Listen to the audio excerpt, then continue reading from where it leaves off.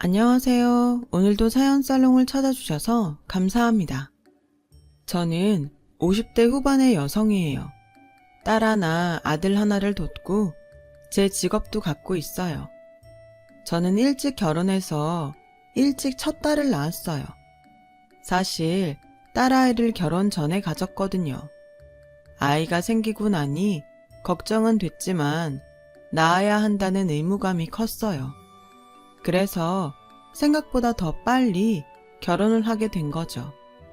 남편은 대학원생이었고 저는 대학을 갓 졸업했었어요. 저희 두 사람은 대학 연합 모임에서 만났어요.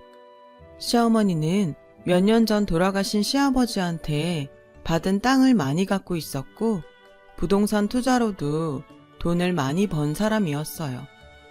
제가 정식으로 인사하러 갔을 때 시어머니는 니네 친정이 사업하지 않았으면 난 이 결혼 절대 허락 안 했다. 그러니까 앞으로는 니네 친정이 우리 진성이 먹여 살려야 한다. 라며 너무 당당하게 요구하니 저도 모르게 오히려 기가 죽었어요. 또 제가 젊었을 때만 해도 혼전 임신을 하면 남자보다는 여자가 더 눈총을 받았거든요. 그래서 저도 남들 눈치를 많이 봤던 것 같아요. 친정엄마는 주변에서 알까봐 말조심을 많이 하셨지만 그래도 집에서는 저한테 따뜻하게 해주셨어요. 네가 아이를 낳겠다고 결심했으니까 엄마는 네 뜻 따라갈게. 결혼해서 아이 낳고 잘 살면 니네 시어머니도 뭐라고 못할 거야. 엄마, 내 편이 되어줘서 정말 고마워. 엄마 생각해서라도 잘 살게. 그렇게 저희는 결혼을 했고 신혼생활을 시작했어요. 그런데 시어머니는 정말 돈을 한 푼도 안 보내더라고요. 결혼 전 저한테 했던 말이 빈말이 아니었던 거죠. 남편은 공부하느라 아직 경제적 능력이 없었고 저도 임신을 해서 어디 취직하기가 쉽지 않았어요. 결국 저와 남편의 생활은 친정에서 책임지게 되었어요. 몇 달 동안이나 시댁에서 남편 학비조차 보내지 않고 친정에서만 저희에게 돈을 보내자 저는 화가 나더라고요. 어머니 진짜 당신 학비도 우리 집에서 대라고 하는 건 아니지? 등록금은 낼 때 되면 보내주시는 거지? 당신 친정에서 다 해주기로 얘기됐잖아. 무슨 소리야. 나는 그런 얘기 한 적 없어. 우리 집 인사 왔을 때 다 된 얘긴데 이제 와서 딴소리라면 어떡해. 그건 어머니가 그냥 한 말이지 내가 그러겠다고 한 게 아니잖아. 저는 시어머니 말 그대로 우리 집에서 모두 해줄 거라고 믿는 남편이 어이없었죠. 그런데 얘기를 들으니 미국에 있는 아주버니도 형님 친정에서 다 돈을 대서 박사가 됐다고 하더라고요. 형이 의대 교수가 돼서 이제는 형 덕분에 사모님 소리 듣고 잘 먹고 잘 사니까 그 정도는 해주는 게 당연한 거 아니야? 내가 박사 따고 교수 되면 우리 엄마가 아니라 당신이 사모님 소리 듣잖아. 정말 이상한 논리였어요. 그런데 시댁과 남편이 너무 당당하게 나오니까 그게 맞는 건가 하는 생각도 들고 제가 잘못하는 것 같은 느낌이 들더라고요. 아이 때문에 결혼했다고는 하지만 이왕 결혼한 거 다른 말 안 나오게 잘 살자는 생각도 강했어요. 제가 사정을 얘기하니 친정엄마는 한숨을 쉬며 당장 돈이 없으면 아무것도 못하는 건 내 딸인데 줘야지 어쩌겠니. 그리고 이 서방도 얼른 공부를 마쳐야 가장고시를 할 테니 어쨌든 빨리 학위를 따는 쪽으로 생각해보자. 저는 정말 죄송하고 속이 상했어요. 남편이 나중에 직장을 갖게 되면 부모님한테 용돈도 많이 드리고 노후를 위해 통장이라도 만들어 드려야겠다고 생각했죠. 남편은 자기 학비가 친정에서 나온다는 걸 뻔히 알면서도 한 번도 고맙다는 말을 하지도 않았어요. 시어머니도 물론 한 번도 그런 말을 한 적이 없었죠. 오히려 시댁에 갈 때마다 저 들으라는 듯이 남편한테 니네가 나 죽고 땅이라도 물려받고 싶으면 지금 나한테 잘해. 부르면 제때제때 오고. 나 살아있을 땐 내 돈 받을 생각하지 마라. 어차피 니들이 가져갈 거 아니냐. 라며 친정에서 생활비와 낭편 학비 받는 걸 불평이라도 할까봐 미리 입을 막더군요. 어쨌든 저는 그럭저럭 결혼 생활을 했고 만삭이 돼서 딸을 낳게 됐어요. 친정에서는 다들 좋아해줬지만 시어머니는 얼굴도 보이지 않았어요. 보다 못한 엄마가 남편한테 사돈은 얼마나 바쁘시길래 손녀딸이 태어났는데 아직까지 오지 않으시는 겐가? 벌써 내일 모레면 집에 가는데 제일 먼저 와보셔야 할 분이 사돈 아닌가? 그러자 시어머니가 다음날 저를 보러 와서는 우리 집 대 이어줄 남자애도 아니고 걔 집에 나으려고 기어이 우리 진성이랑 결혼한 거냐? 딸 낳아놓고 누워서 시어머니한테 울어아가라. 아주 유세를 떠는구나. 애 낳았다고 나한테 뭐 받을 생각하지 말고 알아서 잘 키워라. 마침 엄마가 자리에 없었으니 망정이지 시어머니가 하는 말을 들었으면 아마 쓰러지셨을 거예요. 저는 아직 기운도 없고 배도 아파서 제대로 대답도 못했고 시어머니는 아기를 보자는 말도 없이 그냥 가버리셨죠. 남편이 뭐라고 했는지 모르겠지만 이럴 거면 괜히 말을 꺼냈다 싶었어요. 딸을 낳고도 저희 집 생활은 거의 친정에서 책임져 주다시피 했어요. 심지어 딸의 돌잔치를 하는데도 시어머니는 선물 하나 보내지를 않더군요. 친정 부모님은 그동안 시댁에서 하는 걸 보고 다 포기하신 건지 시댁에서 누가 왔는지 뭘 보냈는지 묻지도 않으셨어요. 저는 아이 도이 지나고 뭐라도 해야겠다고 생각해서 일자리를 알아봤어요. 친정에서는 늘 말없이 돈을 보내줬지만 더는 미안해서 받기만 할 수 없었어요. 다행히 제가 디자인학과를 나온 걸 인정받아 패션 회사에 취직이 됐어요. 남편은 저보다 늦게 학교를 갈 때가 많아서 제가 출근할 때 같이 아침을 먹고 아이를 챙기다가 제가 집에 오면 학교 도서관을 가거나 방에서 밤 늦게까지 공부를 했어요. 그렇게 몇 달을 지냈는데 시어머니가 주말도 아닌데 갑자기 집에 오라고 부르셨어요.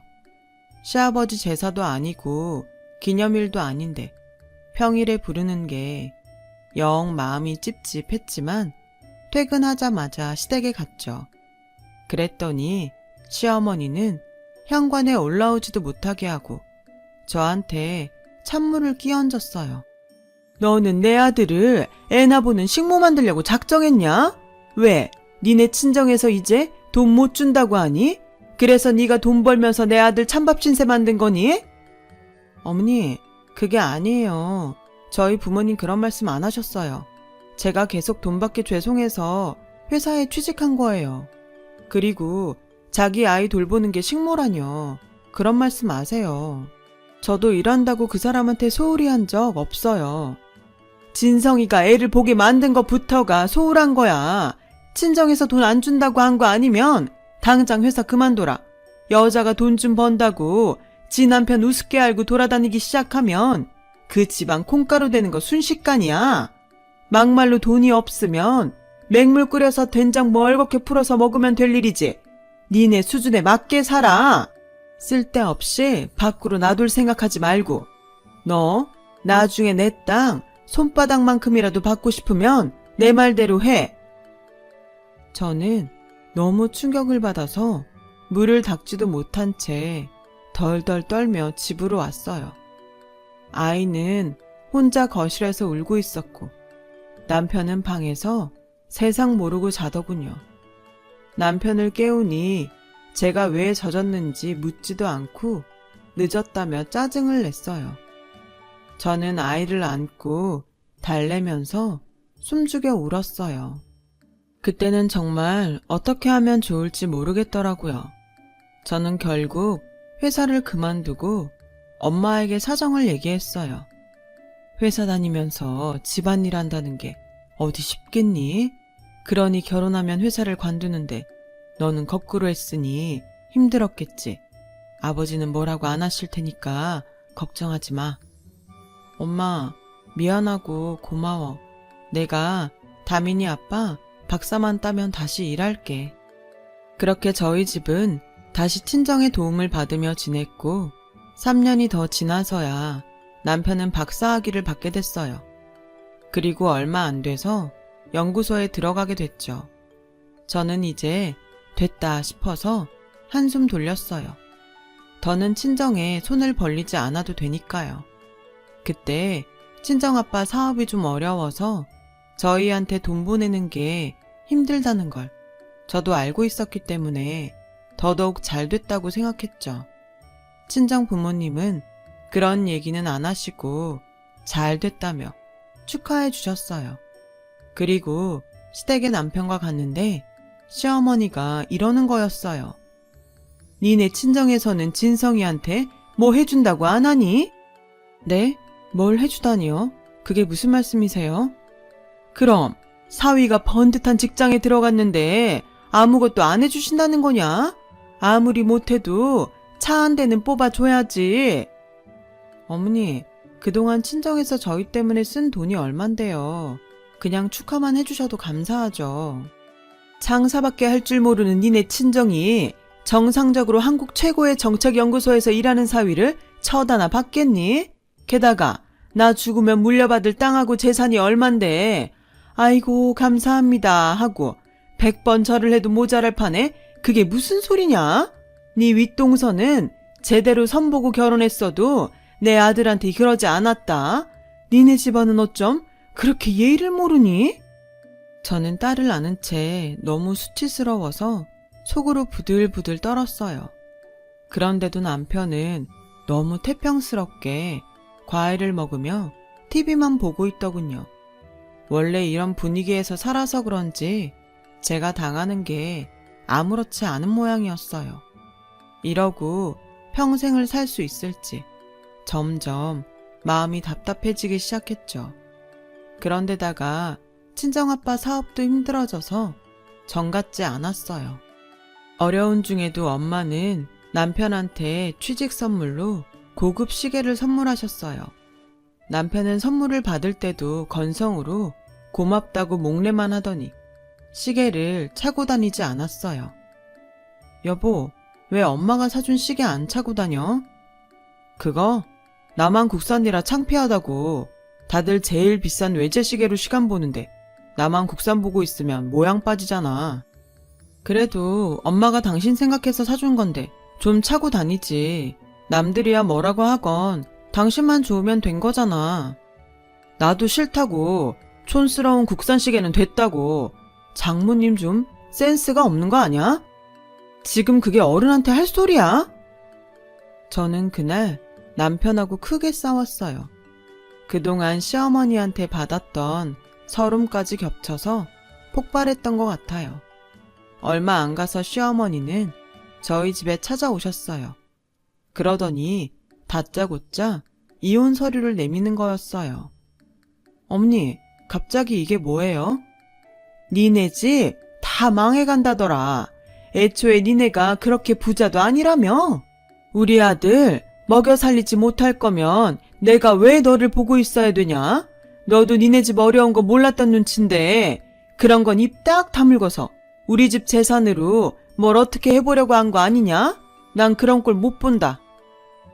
그 말에 저도 더 이상은 남편과 살고 싶은 생각이 없어졌어요. 지나온 세월이 너무 분하고 억울할 뿐이었죠. 하지만 남편을 고소한다던가 위자료를 청구할 생각을 전혀 못했어요.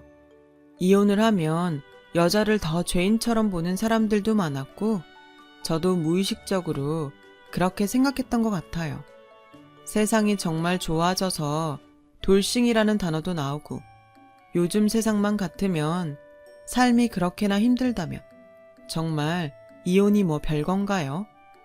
저는 친정의 경제 사정을 솔직하게 말하지 않고 남편 덕을 보려고 했다는 시어머니의 억지와 함께 거의 쫓겨나듯 아이와 함께 그 집을 나왔어요. 남편은 연구소가 바쁘다고 저희가 나가는데 들여다보지도 않고 전화 한 통 하지 않았죠. 저는 아이 앞에서 울지 않으려고 이를 악물었어요. 친정에 오니 아버지는 어음을 해결하려고 백방으로 애를 쓰고 있었고 엄마도 갖고 있던 반지며 목걸이며 값이 나가는 걸 전부 처분하는 중이었어요.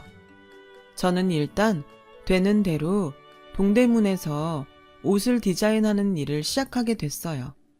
애를 키우다 온 이혼녀를 받아주는 번듯한 회사가 없었거든요. 그렇게 바쁘게 살다 보니 시댁에 당했던 일 때문에 열내는 것도 잊어버렸죠. 저는 최선을 다해 디자인 하나하나 신경을 썼고 그 덕분인지 제가 만든 옷이 어느 순간부터 잘 팔리더군요. 제 노력이 보상받는 것 같아서 너무 흐뭇했어요. 저와 부모님은 딸아이가 집이 어렵다는 걸 알아채지 못하게 해줄 수 있는 건 다 해주면서 키웠어요.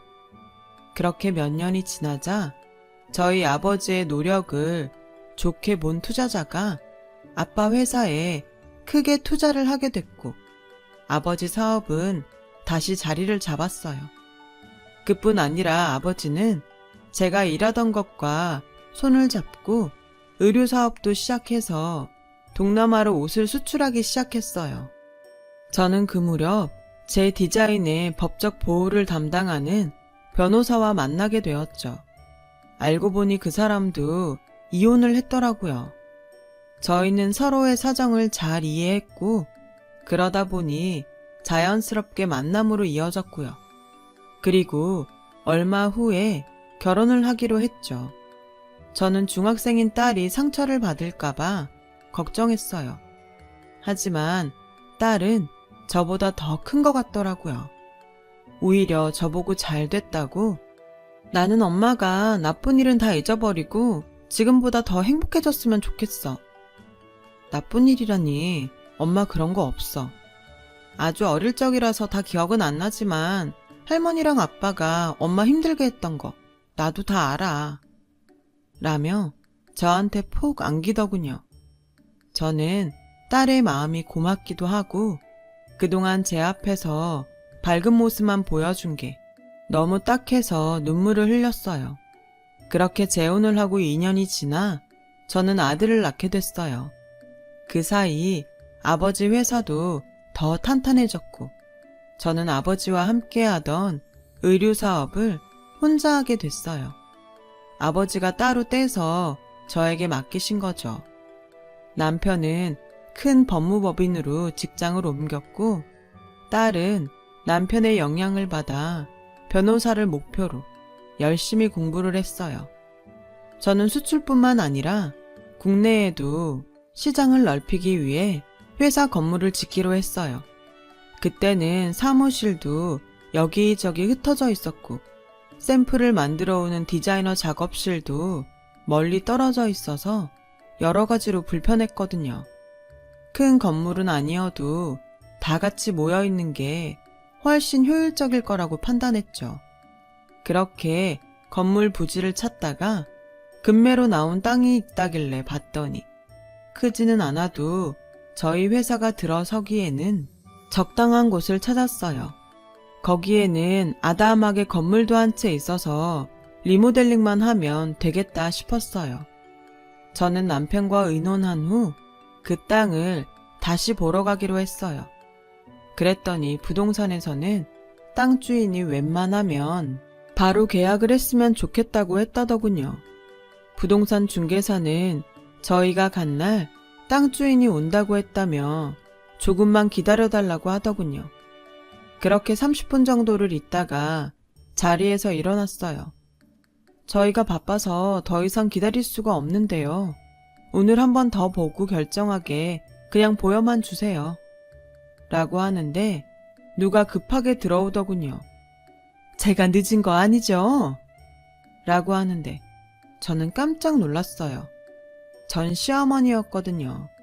시어머니도 저를 알아보더니 놀라서 거의 뒤로 넘어질 뻔 하더라고요. 네가 여기 무슨 일이냐?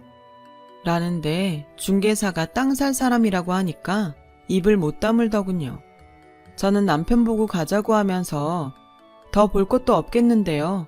그냥 없던 일로 하겠습니다.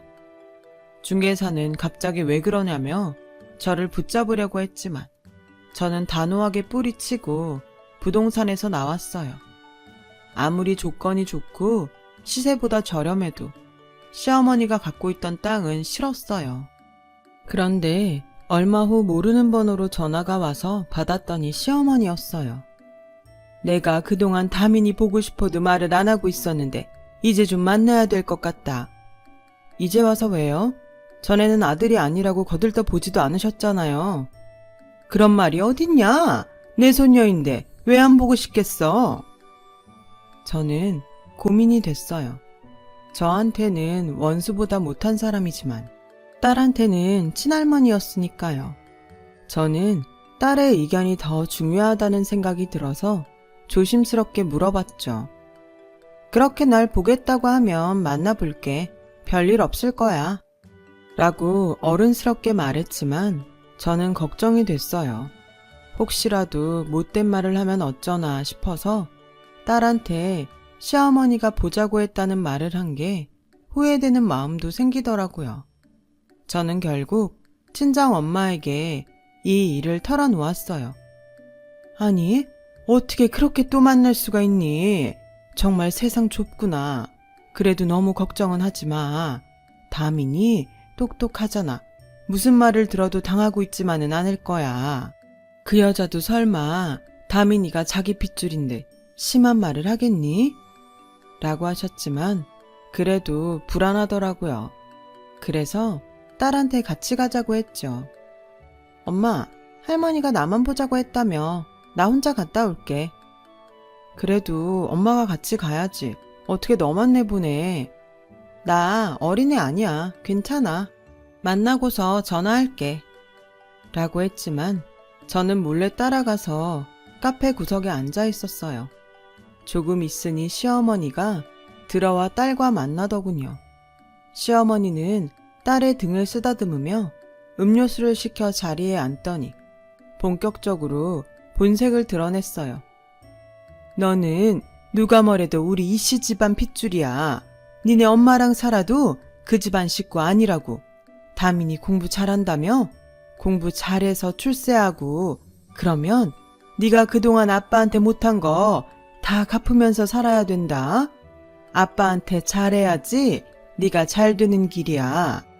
그러니까 지금도 네가 아빠를 위해서 할 수 있는 일을 해야 돼. 저는 분노가 치밀었어요. 예전에 저한테 했던 말이랑 똑같은 말을 제 딸한테도 하고 있었으니까요. 너무 열받아서 쫓아가서 한마디 하려는데 딸아이가 저는 전화 잘하고 살게요. 아빠 인생은 아빠가 책임져야죠. 아빠도 그동안 제 인생 책임 안 졌잖아요. 아빠한테 그런 말이 어딨어? 아무리 그동안 아빠랑 안 살았어도 네 아빠야. 니네 엄마가 그렇게 교육시켰니? 네가 잘 되면 딸이 돼서 당연히 아빠를 챙겨야지. 안 그래? 라는 말에 제가 자리에서 일어나 막 쫓아나가는데 그건 말이 안 되죠. 라는 친정엄마 목소리가 들렸어요. 엄마는 언제 들어왔는지 딸 손을 꼭 잡고 옆에 서 계셨어요. 시어머니는 놀라서 엄마를 쳐다보다가 일어나더군요. 오늘 다민이만 나온 줄 알았는데 어떻게 오셨어요? 아무려면 제가 우리 귀한 손녀를 험한 사람 만나는데 혼자 내보내겠어요. 친할머니를 험한 사람이라니 평소에도 그런 식으로 교육시켰나 보죠? 친할머니도 할머니 다워야죠. 이렇게 애한테 다짜고짜 자기 아빠를 챙기라고 윽박 지르는 게 무슨 할머니인가요? 애 한번 따뜻하게 안아준 적도 없으면서 이제 와서 핏줄 타령은 되게 하시네요. 아들 낳아놓고 왜 그 책임을 자꾸 다른 사람한테 지우려고 해요? 그쪽 아들 귀하면 그쪽이 끝까지 책임지고 살면 되겠네요.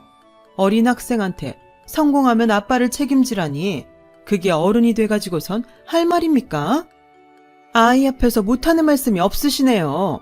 저를 그렇게 못된 할머니 만들고 싶으시면 할 말은 없지만요. 그리고 제가 틀린 말한 것도 아니잖아요. 요즘 애들을 너무 오냐오냐 키우니까 효도라는 것도 모르고 지 귀한 줄만 아는 거예요. 저는 더 이상 못 참고 말도 안 되는 소리 그만하세요. 지금 누구 앞이라고 그런 소리를 하는 거예요?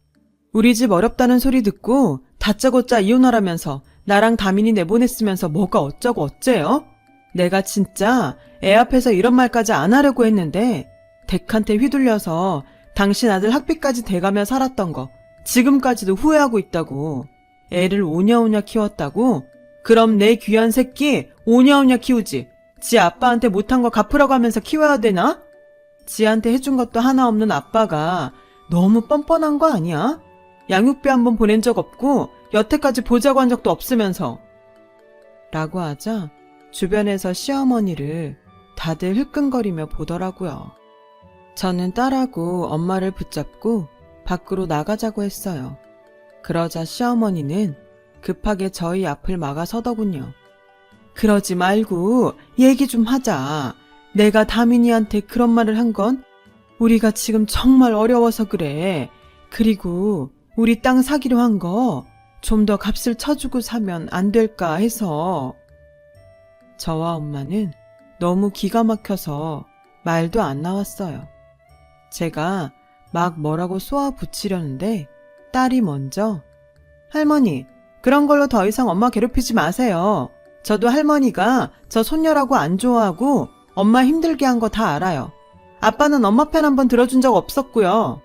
그런데 제가 왜 그런 아빠를 위해서 뭘 해야 돼요? 그리고 저 아빠 따로 있어요. 변호사 아빠요.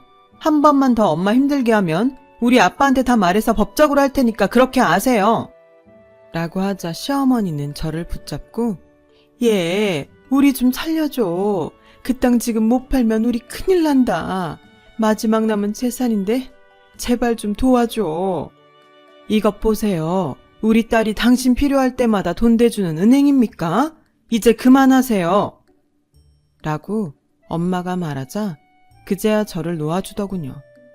알고 보니 큰며느리가 미국에서 들어와서 시어머니 비위를 맞추고 온갖 애교를 부려서 자기들 몫을 미리 상속받았대요. 그리고 자기 앞으로 전부 돌린 다음에 싹 다 현금으로 바꿔서 전부 들고 혼자 해외로 도망갔다고 해요. 엎친 데 덮쳤다고 시어머니는 기획부동산에 걸려서 빚이 엄청나게 늘었다고 하더군요. 지금 살고 있는 집도 잘못될 수 있어서 얼마 남지 않은 땅들을 당장 팔지 못하면 길거리로 나앉게 생겼다는 거였어요. 그렇게 자기가 가진 재산을 자랑하더니 큰며느리한테 다 털리고 순식간에 궁지에 몰리는 걸 보고 저는 다 자기가 한 대로 받는다는 말이 실감이 났어요. 시어머니가 자꾸 저와 딸한테 전화하고 못 살게 굴자 남편은 접근 금지 명령서를 받아서 더는 찾아오지 못하게 했어요. 그 후 한참을 소식도 모르고 살았는데 얼마 전 우연히 시어머니가 큰 며느리도 잡지 못하고 빚도 못 갚았다더라고요. 있던 집도 빼앗기고 반지하 월세로 옮겨서 전 남편이 버는 돈으로 빚을 갚으며 계속 어렵게 산다는 얘기를 들었어요. 저는 제 일을 최선을 다해 나가고 있어요. 남편과 아이들도 잘 지내고요. 아버지도 안정적으로 사업을 잘하고 계세요. 그리고 아무리 힘들어도 남한테 피눈물 나게 하지 않으려고 해요. 저도 그 일로 배운 게 있으니까요. 더 훌훌 털고 남은 인생 정말 잘 살아보려고요. 끝까지 들어주신 분들 정말 감사하고요. 모두 행복하시고 좋은 일만 있었으면 좋겠어요. 그럼 다들 건강하세요. 여러분, 사연 댓글에 응원과 현명한 조언 부탁드려요. 좋아요와 구독은 저에게 큰 힘이 됩니다. 오늘도 좋은 일 가득하세요.